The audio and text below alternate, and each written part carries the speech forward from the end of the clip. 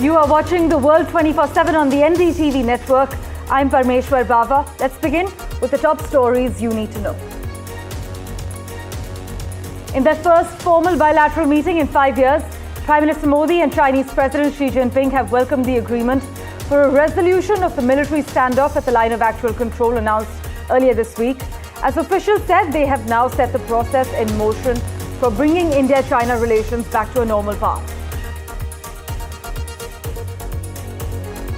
Member countries of BRICS, that's Brazil, Russia, India, China and South Africa, have called for reforms in international institutions, pushing for a just and democratic global order.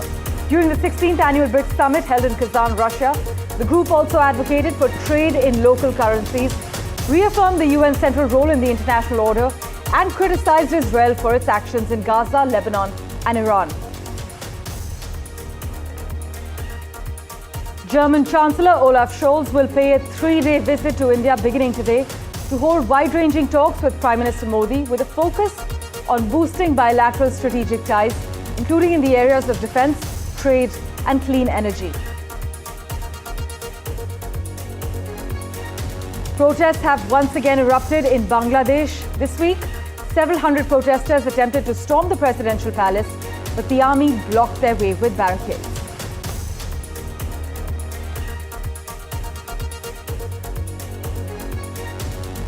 Turkey hit Kurdistan Workers' Party targets in northern Iraq and Syria hours after a terror attack at the headquarters of the Turkish aerospace industry.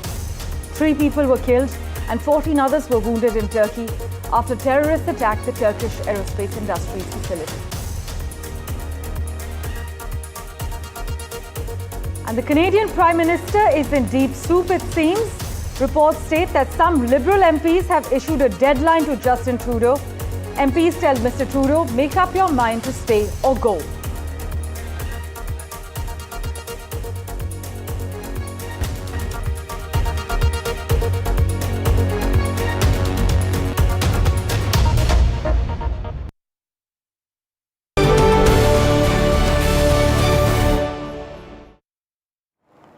Well, our big focus, Chinese leader Xi Jinping and our Prime Minister held their first formal talk since 2019, a sign of thawing relations after years of acrimony. Both said they should address their differences peacefully. In fact, Prime Minister Modi and Xi Jinping met on the sidelines of the 16th BRICS summit that was held in Russia, marking their first formal meeting in 5 years. The two nations have now exchanged maps detailing their respective perceptions of the boundary in the central sector, which includes Himachal Pradesh and Uttarakhand. In fact, a boundary in Sikkim is largely agreed upon, but China has yet to engage on boundaries in Arunachal Pradesh and Ladakh. But the key developments include patrolling arrangement for troops along the line of actual control, disengagement from remaining friction points, whether it's in eastern Ladakh, and the revival of bilateral relations through dialogue mechanisms. In fact, the Ministry of External Affairs has said that they welcome the recent agreement for complete disengagement and resolution of issues that arose in 2020 in the India-China border areas. For further clarity, we have with us Strategic Affairs expert Pramod Chelani joining us. Thank you so much, sir, as always, for making time for us.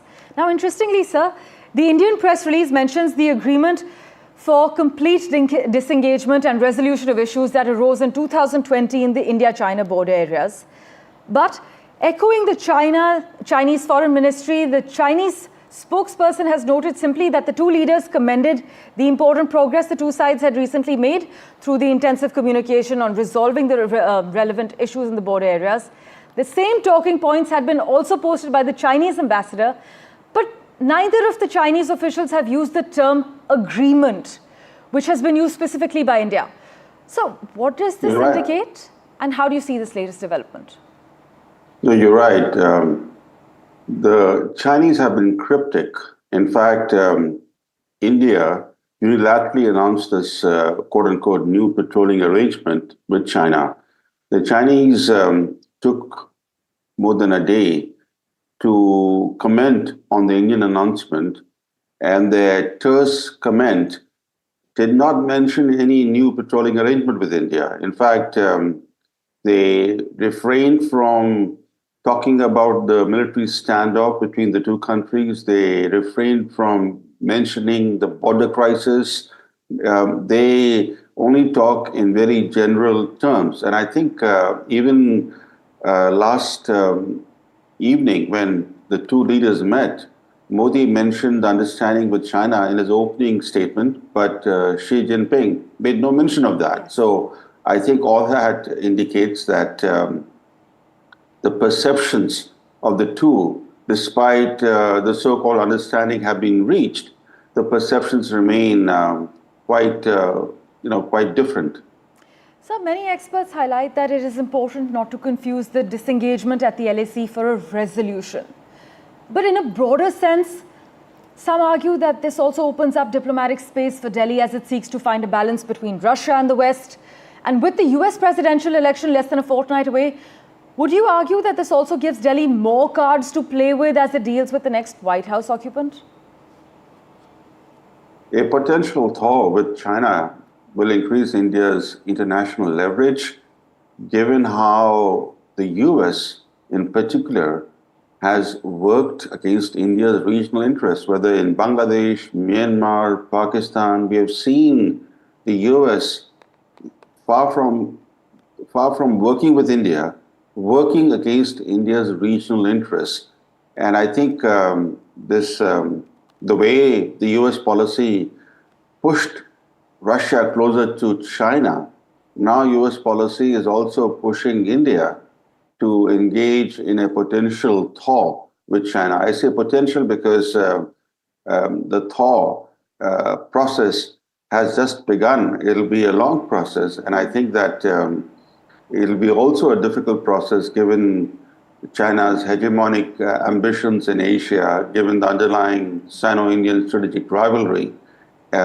All said, India's effort to pursue a balanced foreign policy approach will certainly get a small boost or a significant boost from its efforts to mend fences with China. And similarly, China is facing long-term structural constraints at home, including a deepening demographic crisis, stalling economic growth, slowing productivity, but also it's facing a Western pushback against its geopolitical ambitions.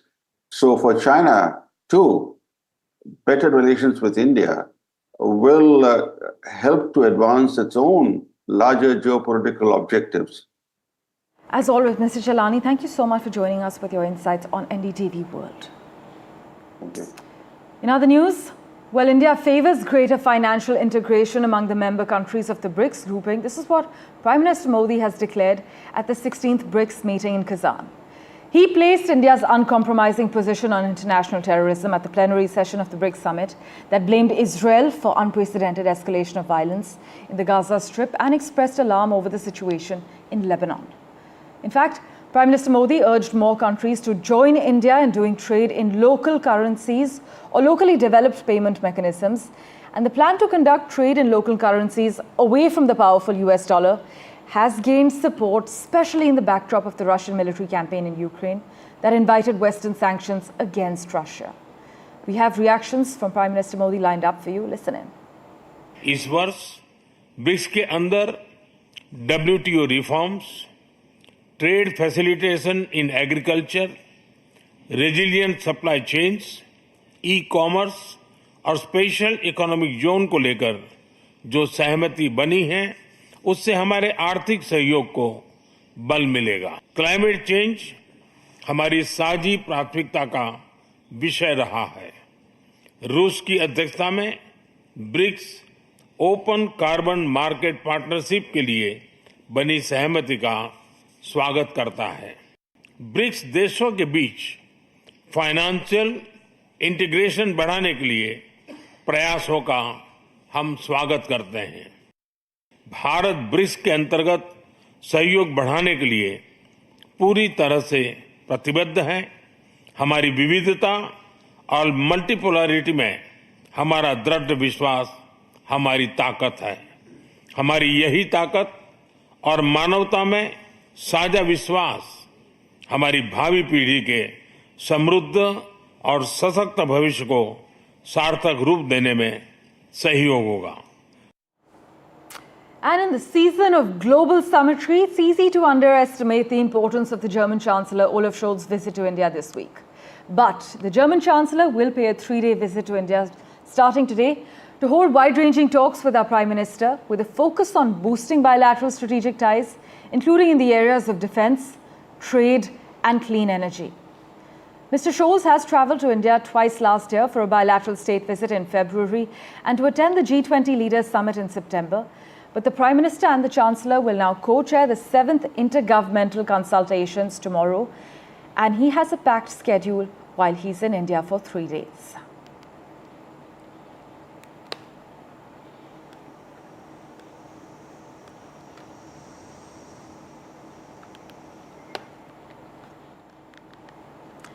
Meanwhile, let's turn our attention now to the neighbourhood.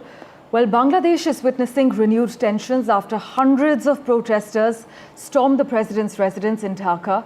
This is on Tuesday night, demanding the removal of President Mohammad Shahabuddin for lying about deposed Prime Minister Sheikh Hasina's resignation in August. So why have these protests started once again? Well, the Bangladeshi president, he announced that his one-time ally had quit on the day she fled Bangladesh for India, paving the way for the caretaker administration. However, things actually changed last week when he told the local media that he had not actually seen a written letter from Hasina to that effect, raising the prospect that her resignation was unlawful.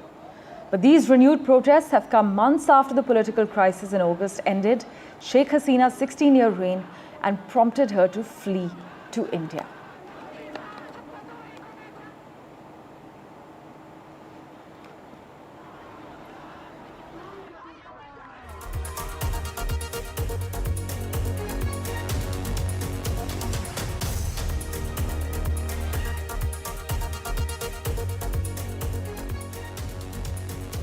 Well, news and updates continue in a moment, right after this very short break. Don't go anywhere.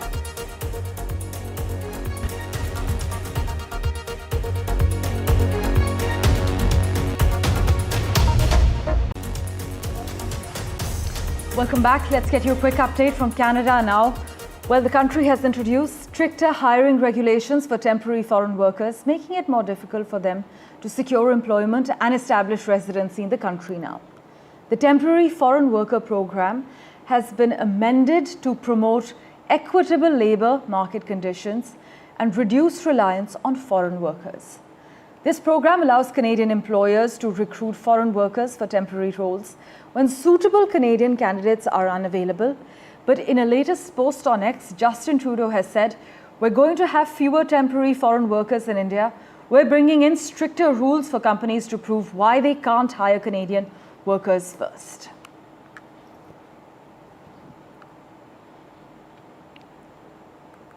Meanwhile, Justin Trudeau is being pressured to resign by backbench MPs within his own party. In fact, disgruntled members of Liberal Party have given the Canadian leader a deadline of the 28th of October to step down before his likely electoral drubbing.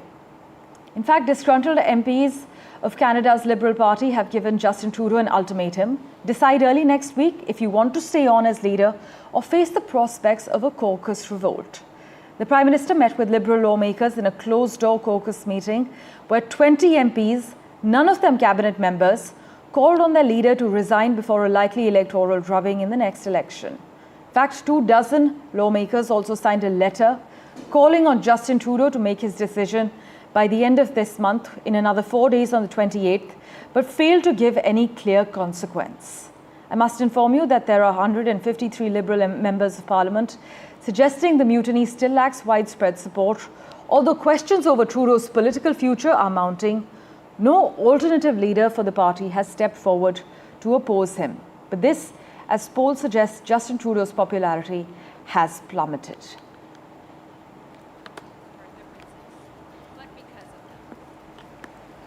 Let's turn our attention now to Turkey, where 4 people were killed and 14 others wounded in an attack on the headquarters of a top Turkish defense firm near Ankara. This is what Turkish officials have said. Meanwhile, the president has reacted and said that he was actually holding talks in Russia with Putin at the time. He confirmed the toll and condemned what he said was a terrorist attack at a state-run Turkish aerospace industry.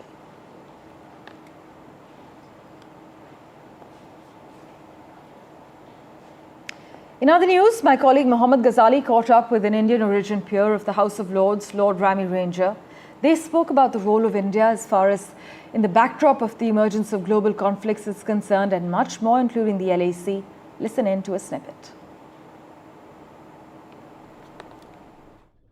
One of the recent developments I want your comments upon is like the India-China LAC disengagement. One of our key neighbors, India is trying to establish a kind of peace process with them right now to avoid all kind of disagreements, disputes. How do you see this progress? First of all, we have to look at the history of India. India has never invaded any country. India is a peace-loving country. We love, our word is Vasudeva Kutumbakam. So we believe in one village. We want to live in peaceful existence. So India's strength is the guarantee of peace for India.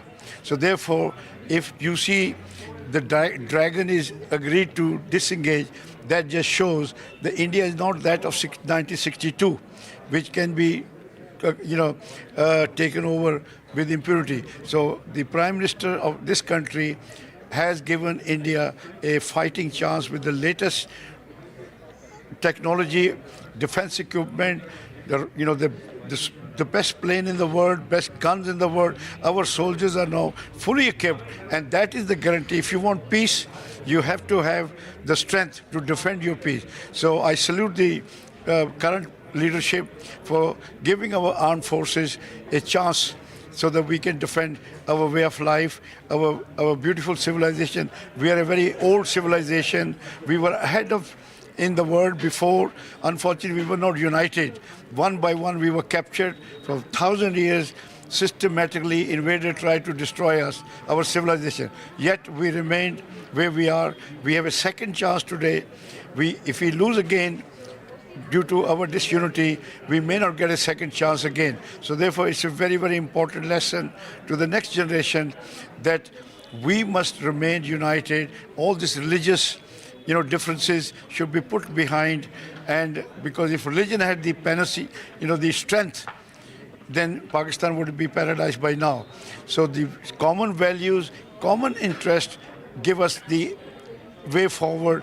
In India, there are maximum religion, maximum races, maximum culture. They're living together for centuries because of the common values and common interest. Therefore, the religion should be kept in your heart for your peace of mind, but India unity is at the top. You can follow any religion, but never compromise the unity of India. That is my message to your viewers, that we are very fortunate. You just have to look at 2,000-old a temple to see how ahead we were. How did they made those marvels without the modern equipment, without the latest technology? But we did, because this is why we will go back to our glory. Every blue chip company is now run by Indian. It is no miracle. Our values make us what we are. Just two questions, sir. One regarding the conflict going around in Russia, Ukraine, and the West Asia is also on fire right now. And many experts, be it foreign experts or our local experts, they're all claiming perhaps India is in a position to provide a platform for peace building or kind of engage those stakeholders, bring them on a common table. First about Russia, Ukraine, and if you can also deliberate upon whether India is in a position to also bring the Israeli, Palestinian or the Lebanese leaders also on a single table. The world has to understand India is the only power which is respected by Russia and America. India has made its name as an impartial peace broker. So therefore, they should leverage India's standing. First of all, they should give India a place in Security Council. They have to use India to the benefit of world peace. Indian leadership is a very pragmatic leadership. They are respected, and they can really, because there is no solution. If war could bring peace or prosperity, then let's go for war and make more prosperity. Wars can never bring peace. Therefore, it's better we sit down. We are civilized people. We sit down and have an impartial country like India to broker peace between the two rival factions. And I think India is the best place to do all that. But it will only happen if the countries like America, especially China, allow India to have a seat in the Security Council. That will be a force for good. Okay, last question about the Punjabi diaspora. Nothing is complete without them. You representing one in UK. What's your message, not only just to Indians here, but to diaspora back there? My message to my Punjabi diaspora is very important. You are very special because you are in a border state. What matters is how you behave. Because during the 65-70 war, you can understand the Punjabis played a very important role supplying food to the armed forces. And most of the armed forces also come from Punjab and Haryana and neighboring countries. So therefore, we have a history of defending our motherland, and therefore we must continue to stand for what has made us the best in the world, that we enjoy hard, we work hard, we are patriotic. Thanks for talking to us, sir. Thank you.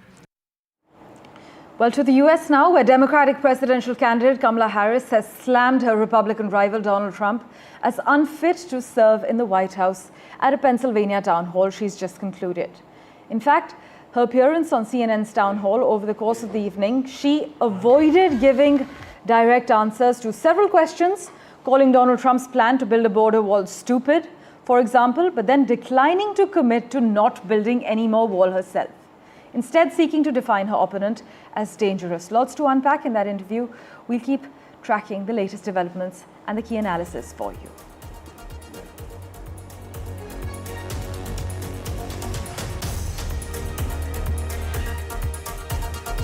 Thank you for investing your time and watching this edition of The World 24/7. We'll keep tracking the latest developments for you as always. Do stay tuned.